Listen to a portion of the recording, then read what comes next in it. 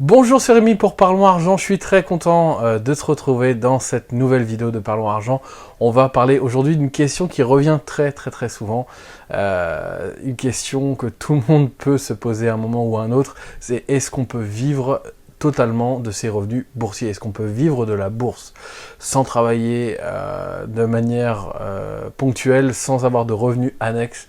Est-ce qu'on peut vraiment totalement vivre de la bourse? Eh bien, on va y répondre juste après. Je voulais simplement te rappeler une petite chose. Si tu me découvres, si ça fait un moment que tu es abonné et que tu n'es toujours pas abonné à mes emails privés, j'envoie un email par semaine où j'apporte énormément de valeur. Je te parle de mes placements, je te parle de placements, de nouveaux placements à venir, même de placements anciens qui fonctionnent toujours, qui rapportent, qui ont du rendement, qui sont efficaces, qui sont sécurisés. Tout ça, j'en parle en fait dans mon email privé. Donc, si tu veux les recevoir, c'est une fois par semaine. Tu peux te désabonner à tout moment si ça t'intéresse pas. Eh bien, tu t'inscris. Le lien est en description. Je te le mets. Sinon, c'est la page pour accéder à l'inscription. C'est email au pluriel .parlons-argent.fr. Inscris-toi et tu recevras donc le prochain email cette semaine. Voilà. Je vais du coup répondre à la question que tout le monde se pose, est-ce qu'on peut vivre de la bourse? Eh bien, je vais te répondre de manière très simple. Oui, on peut vivre de ces placements financiers. Oui, on peut vivre de la bourse. Si on s'en donne les moyens, c'est tout à fait possible. On n'est pas obligé de dépendre de revenus annexes ou de revenus de salariés ou même d'avoir un emploi précaire pour continuer à vivre entre les deux.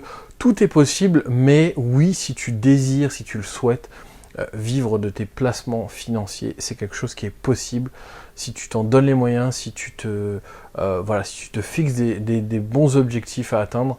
C'est quelque chose que tu peux tout à fait concevoir. Alors, une fois qu'on a dit ça, est-ce que vraiment, ou dans quelles conditions en tout cas, on peut justement atteindre cet objectif ultime que beaucoup de gens aimeraient atteindre? Parce que évidemment, c'est pas aussi simple que ça. Aujourd'hui, si par exemple, je prends mon exemple, tu vois, j'ai déjà des placements financiers, j'ai déjà des actions, j'ai déjà pas mal de produits financiers. Est-ce qu'aujourd'hui, techniquement, si je le décidais, est-ce que dans l'année qui suit, est-ce que je pourrais vivre de mes placements financiers? Non, je pourrais pas, c'est impossible, tu vois. Il faudrait amasser en fait une quantité énorme d'argent pour pouvoir dès aujourd'hui dire voilà, je place mon argent dans tel ou tel produit financier et j'en vis concrètement tous les jours, d'accord? Surtout qu'en plus, la plupart des produits financiers versent donc les revenus, les dividendes par exemple, de manière trimestrielle ou semestrielle, voire une fois par an, donc annuelle. Donc, ce qui fait qu'il faut quand même anticiper un petit peu tes revenus. On ne peut pas partir comme ça à l'aventure sans rien faire, sans rien savoir. C'est impossible. Alors déjà, il y a une première question, mais on va se poser deux questions. Mais il y a une première question qu'il faut se poser en premier lieu, avant d'envisager de vivre de ces placements financiers, c'est de combien on a vraiment besoin pour vivre. C'est, je pense, la première chose que tu dois vraiment réfléchir. Tu dois prendre une feuille, un crayon, et noter en fait vraiment toutes les dépenses que tu as besoin, et tu les additionnes pour voir en fait le montant mensuel finalement que tu as besoin pour vivre. Parce que évidemment, quand je dis on peut vivre de ces placements financiers, il y en a déjà qui le font. Il y en a déjà qui le font avec des fois pas forcément énormément de revenus de placements financiers. Mais qu'est-ce qu'ils font? Eh bien, ils vont vivre à l'étranger, ils vont vivre dans des pays où justement le coût de la vie est beaucoup moins cher. Tu comprendras plus facilement, plus aisément que, je dirais, vivre de ces placements financiers en France, c'est beaucoup plus compliqué d'atteindre cet objectif-là que de partir vivre, par exemple, au Cambodge, de partir vivre dans les pays de l'Asie du Sud-Est, où le niveau de vie, enfin, je dirais, le coût de la vie est beaucoup moins élevé, et donc forcément, tu auras besoin de beaucoup moins de revenus de placement financier pour vivre ta vie. Et donc, c'est pour ça que la première question que tu dois te poser, c'est de combien exactement j'ai besoin pour vivre. Quelle est finalement la vie que je veux mener? où je veux vivre, dans quelles conditions je veux vivre. À partir du moment où tu vis de tes placements financiers, tu n'es pas obligé de vivre là où tu vis aujourd'hui. Par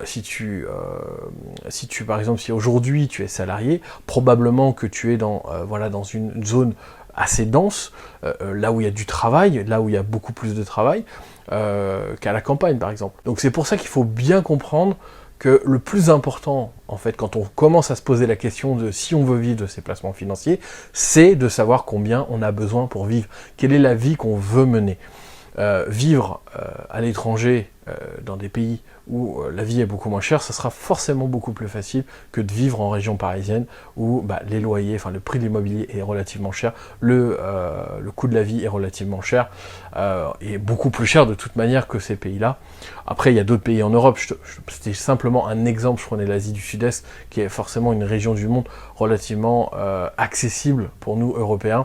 Avec très peu d'argent, on peut mener une vie très confortable. Voilà. Donc c'est pour ça qu'il faut se poser cette question en premier. Ensuite, la deuxième question qui est très très importante à comprendre, et à se poser, c'est de savoir à quel horizon on veut vivre de ses placements financiers.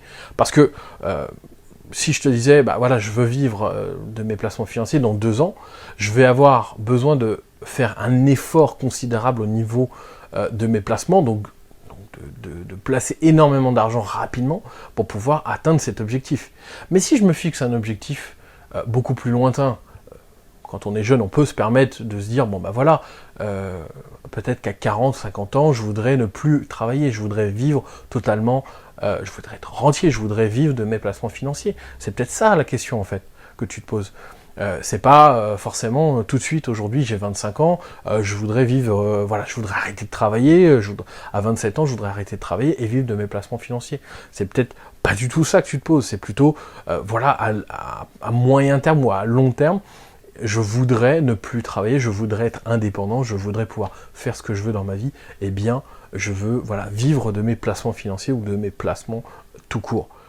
Alors maintenant, on va regarder combien il nous faudrait en fait de capital si on voulait aujourd'hui ou dans les prochaines semaines et prochains mois vivre de nos placements financiers. Combien il faudrait d'argent.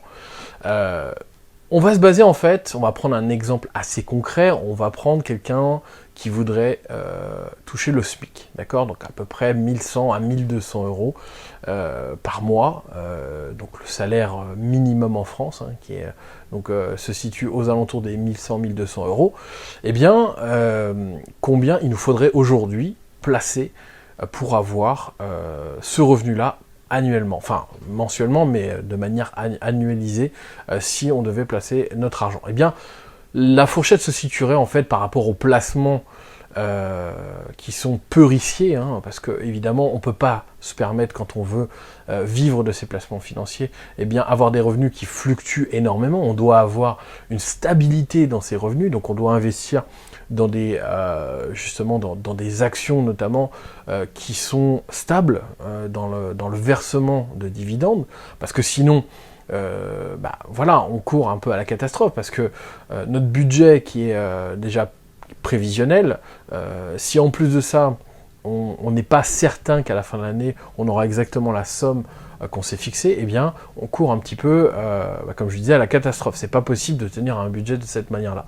Eh bien la somme qu'il faudrait concrètement par rapport à des rendements moyens constatés sur ce genre de placement, c'est entre 500 et 600 000 euros.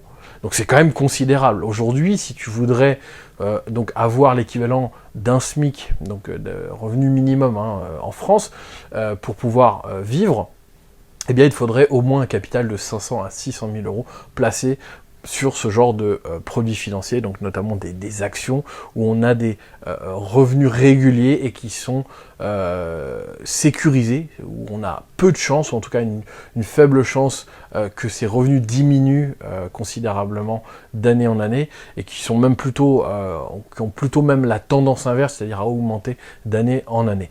Eh bien il faudrait entre 500 et 600 000 euros. Donc c'est considérable. Alors après, c'est quelque chose qui est atteignable dans le sens où, si toi, par exemple, tu as déjà un patrimoine, tu as déjà une résidence principale, tu as déjà des revenus et des placements, eh bien tu peux tout à fait concentrer ton patrimoine sur ce genre de placement et peut-être atteindre cet objectif. C'est tout à fait possible. Mais voilà, ça reste déjà plus compliqué pour la majorité d'entre nous. Maintenant, on va regarder quelque chose de beaucoup plus facile à réaliser. En tout cas, l'objectif, je pense que tout le monde peut se fixer. C'est un horizon de temps aux alentours des 10 à 20 ans, d'accord? Donc l'idée, c'est, voilà, je veux être indépendant, je veux vivre de mes placements financiers, je veux de ne plus dépendre surtout de revenus salariés, je me fixe un objectif aux alentours des 10 à 20 ans, d'accord? Je réfléchis évidemment suivant mon parcours, suivant mes désirs, cet objectif-là, qu'est-ce que je dois faire? Eh bien, comme tu as beaucoup plus de temps, tu vas pouvoir déjà prendre moins de risques, forcément, parce que tu auras besoin de moins mettre d'argent tout de suite.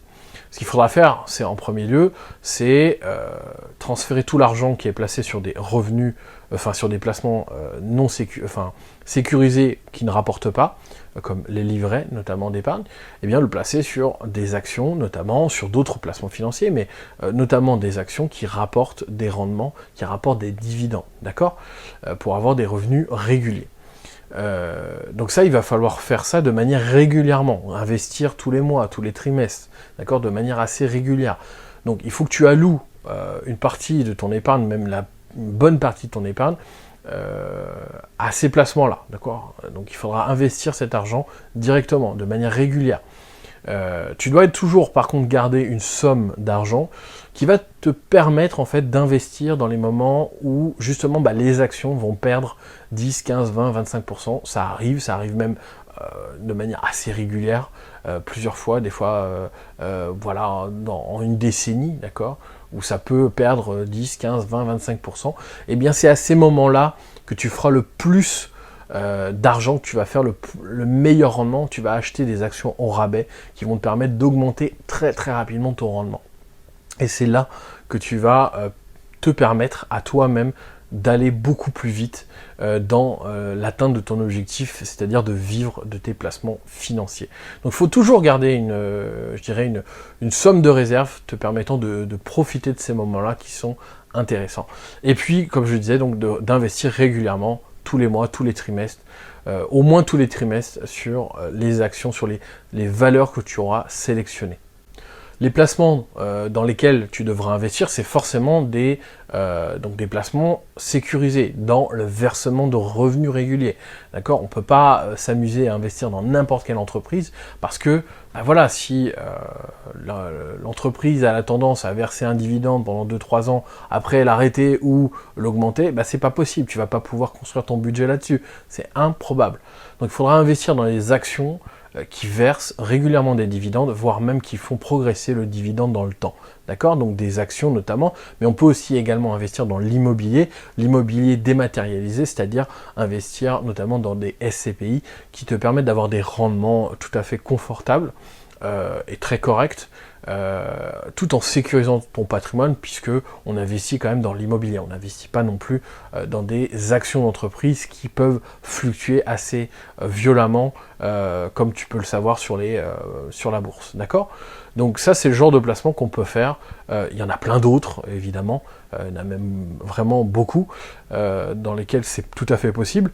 Mais voilà, à peu près le spectre dans lequel tu peux agir. Et puis, évidemment, il faudra réinvestir les gains. Parce que tu vas forcément faire des gains sur tes placements financiers. Tu vas arbitrer, tu vas acheter, vendre des actions. Et tous les gains, et même, je dirais, les dividendes que tu vas toucher au départ, parce que pendant la période où tu vas faire grossir ton patrimoine et grossir en fait ton rendement, il faut réinvestir les gains et réinvestir les revenus. Tu ne dois pas utiliser les premiers revenus que tu vas avoir pour les utiliser pour toi-même pour vivre. Non, tu dois les réinvestir pour faire grossir de plus en plus ton patrimoine, ton portefeuille d'actions, pour justement augmenter de plus en plus tes revenus.